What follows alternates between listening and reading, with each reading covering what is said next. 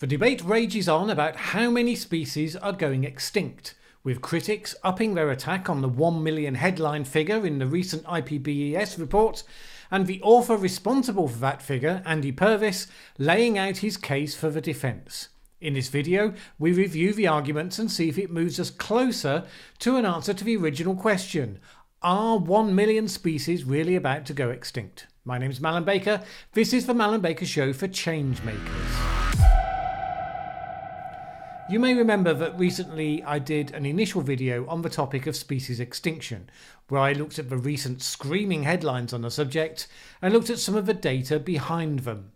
Now, this debate is generally polarised between two campaigning positions. Environmentalists are wedded to using big numbers and rhetoric to attempt to scare people into action, and their opponents are promoting the view that everything's fine and business as usual is just dandy. Both have grown into an ideological mindset, and what I try to do on this channel, as someone who's been dealing with environmental and other issues for several decades, is to look clear-sightedly and critically at what the evidence says. Because if you want to change the world, you need to have a clear view of what's actually happening. Otherwise, you're likely to follow the wrong prescriptions and not achieve the good that you want to. Now, in summary of the previous video, I criticised the communication around the IPBES report and raised the challenge that exists when you promote a message that 1 million species are being killed by humans and contrast it with the absence of observable evidence for that in the field. I added, however, that the real story was perhaps the decline in the numbers of flora and fauna overall, not really the very specific notion of species extinction. Well, since I did that video, some of the report's authors gave evidence to Congress, alongside some familiar skeptic faces, notably Patrick Moore, the former Greenpeace leader, who has made a career now of attempting to debunk climate change, without great credibility but trading off his environmentalist past. The question I asked in the previous video about the practice of scaling up the red list data was also raised by abrasive commentator Toby Young, who challenged the figure on Twitter and in his column for The Spectator. So it's fair to say the report has had a fair bit of kickback from certain quarters, whilst getting widespread support from the environmental community. So let's go straight on to the recently updated response by author Andy Purvis, responding to criticisms point by point. First, there's some preamble. The global assessment estimated that 1 million animal and plant species are threatened with extinction. It also documents how human actions have changed many aspects of nature and its contributions to people, but species threatened with extinction resonate with the media and the public in ways that the degradation of habitats and alteration of rates of ecosystems processes perhaps don't. So the figure was widely reported. And right there, I think we get to part of the crux of the issue. The real value of the work seems to be evidence of degradation of habitats and ecosystem processes. The question of technical extinction is not the important part, but that big 1 million number is automatically going to be the thing that attracts attention. Some other writers, often with a long history of commenting critically on reports highlighting environmental concerns, instead railed against the global assessment in general and the figure of 1 million threatened species in particular. Given that these writers often advance empty or bogus arguments, I thought it would also be useful to explain why these arguments are wrong. Now, for me, that paragraph is problematic. If you're defending a scientific work, you shouldn't go on a polemical rant about your critics, disparaging their history and saying that they often advance empty or bogus arguments. It is attacking the people, not the arguments. Leave that for the polemicists. But then we get more of the same. First, I will declare my interest. I am one of the hundreds of authors of the global assessment, and I worked on the estimate of how many species are threatened. But unlike most of the critics I've read or heard, I received no payment for my work or for my opinions on it. Anyone who thinks that career scientists are part of some global conspiracy, or that we trot out the views of wealthy and influential paymasters, clearly don't know many actual scientists or how science works. Maybe instead they're judging scientists by their own standards. Now, that statement's officially on the IPBES website. Is it professional? Is it scientific? I mean, I can understand that the stupid conspiracy theories people put out can be irritating to have to put up with, but the answer surely is to stand above it. It's easy just to say, I have no conflicts of interest in this work. To pull in further slurs against your critics, suggesting their opinions must be different because they're being paid by someone with a vested interest, it's just distracting. This is someone who has a thin skin and an axe to grind, and I'm hoping that the actual arguments are going to be more constructive. The second point to make clear is that I am, of course, not arguing that all criticisms of global assessment are invalid or that all critics have ulterior motives. All research has its limitations and flaws. This assessment is no exception. But it was produced painstakingly over 3 years by a team of experts from over 60 countries and was peer-reviewed astonishingly thoroughly. There were over 15,000 reviewer comments altogether. So op-ed writers who, after an hour of superficial Googling, believe they have spotted some fatal flaw that somehow everyone has missed, or that scientists have conspired not to mention, are more likely to be deluded than right. Now that last bit is a swipe at Toby Young, and it might well be a valid one, but again, distracting. Scientists should point to arguments that are wrong, not critics that are deluded. But the core of this paragraph introduces one of the arguments I've seen used several times, so let's look at it. This was produced by a team of experts and was peer-reviewed astonishingly thoroughly, over 15,000 reviewer comments altogether.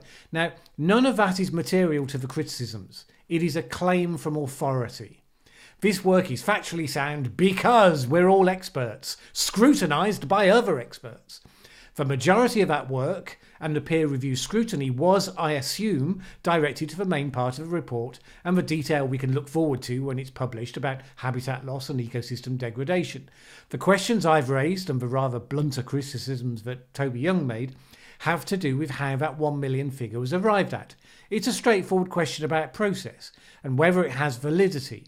The fact that it was arrived at as part of a wider work with lots of input from lots of people doesn't seem to be that relevant. I also do wonder about that peer review process. During his sparky exchange with Toby Young on Twitter, Purvis commentated that there were thousands of expert peer reviewers, and Toby Young could have applied to be included amongst them had he wanted to. But then Toby Young isn't an expert, as he's stated several times by then, so I'm not clear that this large number is about expert peer review, the basis for published scientific papers, or simply stakeholder input, where people who are interested are able to submit their comments. It's unclear. Honestly, I'm not going to go into it because it's not central to the main discussion we're going to have. Okay, well now we get into the meat with 13 responses to criticisms. 1. How was the figure calculated? Well, I described this in the first video. It's basically looking at the IUCN red list, working out an average percentage of at-risk species, which they calculated at 25% for animals, 10% for insects, and then extrapolating from the pool of species for which they have data to the full range of species on Earth, although we have to make a guess as to how many there are. This defence here simply defines the process as I already understood it. What I said before was that this approach would be flawed if it turned out that red list species were partly or wholly selected because they were suspected of being at risk, in which case scaling that up would produce overestimates, or if they were simply unrepresentative of the whole, in which case they might result in over or underestimates. The insect part of the equation is relevant in that regard. Because of a simple lack of data on insects in most parts of the world, the information used is based on a very small number of species, specifically in Europe. I think it's fair to question whether that gives enough assurance of being typical to put any kind of average onto it. The report authors tried to hedge on that question by taking a lower percentage from the range observed, just 10%. So they are trying not to overclaim, which is to their credit. But if the numbers are so broad, so rough, could be 1.5 million, could be 500,000, well, let's say it's 1 million. Well, should you be putting a number like that out there at all? At least one that isn't highly qualified wherever it appears. Question 2. How can IPBES estimate 1 million species at risk when IUCN estimates that fewer than 28,000 are threatened? Now, as phrased, it's obviously an invalid challenge, so I'm going to skip over the obvious answer about IUCN not having reviewed all species. But towards the end of his answer here, he does go to the heart of one of the questions that I raised, namely, what I just said, is the IUCN data representative? He says, some people have suggested that the IUCN assesses the species most likely to be threatened first, so that its numbers for incompletely assessed groups can't be used. But this is wrong. IUCN want their assessments to be given an accurate barometer of life, so they assess either all of a group's species or sets of species that are chosen to be representative, give a snapshot of a whole. Okay, well, I went and looked at the link he provided there to the IUCN page, talking about barometer of life. The only thing is, nothing on the page it links to supports the suggestion that IUCN assess a representative snapshot of a whole. In fact, the barometer metaphor is more about the pressures that are put onto species, arguably explaining why this is useful in spite of its unrepresentative nature. Specifically, the page says this: the species groups covered so far are biased towards terrestrial and in particular forest ecosystems. Among the better documented species, there's also a strong bias towards animals rather than plants or fungi, but steps are underway to rectify these biases. It talks about some of the current gaps it needs to fill, with particular reference to certain ecosystems under stress. It concludes, as more species are included on the red list and the biases in the data are reduced, the IUCN red list will provide a more solid basis for conducting global and regional analyses. None of that disproves the idea that the IUCN list is put together with no emphasis on species likely to be in trouble, but it doesn't prove it or even address it either. So it's puzzling that it was provided as the link to that point. Anyway. Question 3. But these species are just electrons on a hard drive. They exist only on computers. Can you even list any actual species that have recently gone extinct or might do soon? Well, that's actually a very good question phrased in a very bad way. This is how he answers it. Electrons on a hard drive is a dismissive phrase favoured by some commentators wishing to belittle computer models in the minds of their readers. They are using a rhetorical trick to suggest that models are a scientific trick, anything really to avoid readers thinking about the models and what they suggest. He then goes on to point out that all the rigour that IUCN puts into the red list. But that answer ignores what should be the real point of that question, the significant gulf between estimated extinction rates that come from computer modelling and actual observed extinctions taking place in the wild. A lot of the earlier computer models used assumptions based on deforestation, that a certain percentage of loss of tropical forest would have a corresponding rate of extinction for creatures within it. However, as a paper published by ecologist Nigel Stork in 2009 pointed out, in real life species had proven more resilient than expected, more able to survive changed habitats or to relocate to other suitable ones than we'd thought. It's also obviously the case that there have been conservation efforts by human society when species have become at risk, and often these conservation efforts are successful in reversing the fortunes for species that are on the edge. But it's not a message to feed the business as usual advocates. Stork concludes in his paper, in contrast to the lack of evidence for mass global extinctions, there is considerable evidence for widespread loss of species at the local and regional level. And I suggest that and the consequences of such losses on ecosystem function should be the key foci for future research. And yet here we are debating extinctions, because you put that big round number on the top. Question 4. The estimate uses IUCN red list data. Isn't it true that IUCN warns specifically against using their data to make these kind of estimates? I'm not going to spend time on this. IUCN were paid to work with IPBES. They ended up welcoming the report as an appropriate use of their data. The line is basically expressed in an ill-tempered Twitter thread the author links to here, which if you'd taken a naive look at the data and extrapolated, you'd have had a 2 million figure. But a smart and sciencey look at it came up with 1 million. Okay. Well, I'm going to ignore questions 5 and 6 because the challenges for the answer are so weak. Question 7. But isn't the rate of extinction slowing down rather than speeding up? Answer. No, it isn't. Time lags in reporting mean that recent extinctions are also under-recorded. There is almost always a time lag, often decades long, between when extinctions take place and when it's confirmed. Now, this, of course, is absolutely right. The definition for extinction can involve no individual having been seen for 50 years. Well, if you think about that, that means that any extinctions reported today are potentially simply acknowledging what happened in 1969. Rather, a lot has happened in the 50 years since then. This reflects an obvious truth. Proving extinctions is an attempt to prove a negative. I can't definitively prove to you that pink elephants don't exist, so I certainly can't prove to you there's definitely no members of an obscure species of amphibian hidden away in a jungle somewhere. Many of the earlier extinctions caused by human activity happened on remote islands, where there was no chance for species to spread from a very limited ecosystem that was easily prone to human disruption. The species were way more vulnerable to extinction, but also it was easier to record that they had actually gone extinct for the same reason. Of course, this is exactly why you shouldn't have campaign groups rushing around saying that 1,000 species are going extinct every week, any more than they should be saying almost no species have gone extinct this year.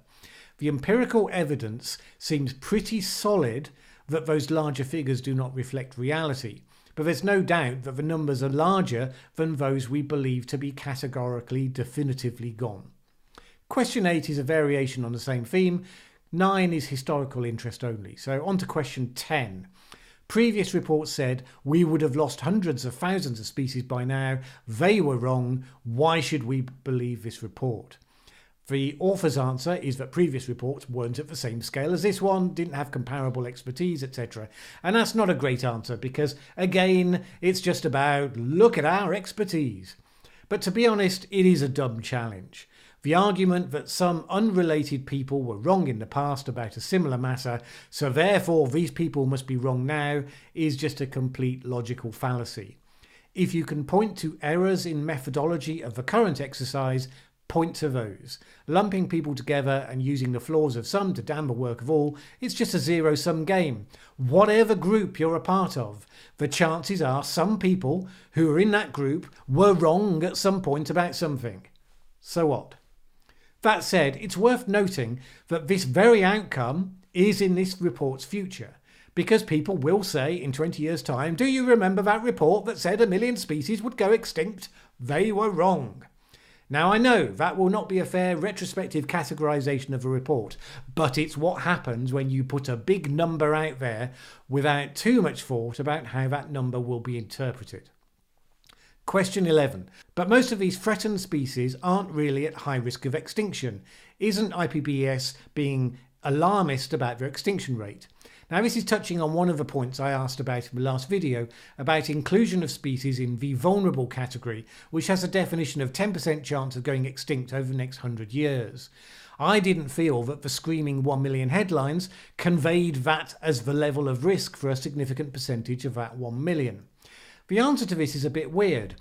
To put those higher rates into a more everyday currency, consider a 50-year-old person and how long they might be expected to live. In our developed world, our 50-year-old can expect to live around 30 more years. Let's take that as being the background.